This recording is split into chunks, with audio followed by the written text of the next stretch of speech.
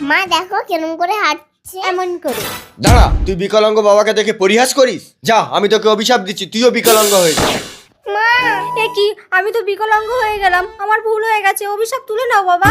অভিশাপ আমি ফেরত নিতে পারবো না, কিন্তু তোর মেয়ে বড় হলে যার সাথে বিয়ে ঠিক হবে সেই ছেলে যদি তোর গলায় মালা দেয় তবেই তুই অভিশাপ মুক্ত হবি। তবে এই অভিশাপের কথা কোনোদিন কাউকে বলবি না।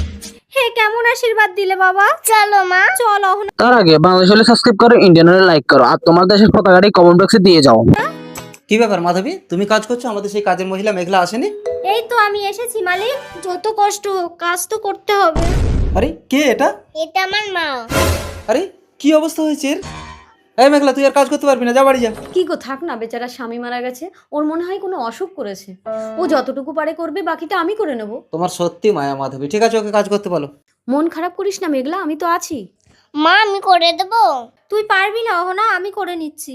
এই মেঘলা দে, আমি করে নিচ্ছি, দে। থাক মালকিন, আপনি আর আমার জন্য কত করবেন। এইভাবে কেটে গেল 20টা বছর। মা দাও, আমি ঝাড় দিয়ে দিচ্ছি। তোকে করতে হবে না অহনা, আমি করে নিচ্ছি। এই মেঘলা, আমি তোর মেয়ের জন্য জানিস একটা ছেলে দেখেছি, ছেলেটা 4টে অনাথ আশ্রম চালায়। আমি বলেছি অহনা আমার মেয়ে, তুই ভুল করেও যেন বলিস না ও তোর মেয়ে, বলবি তোর বোন হয়, মালিক এক্ষুনি ছেলেটাকে নিয়ে আসছে। মা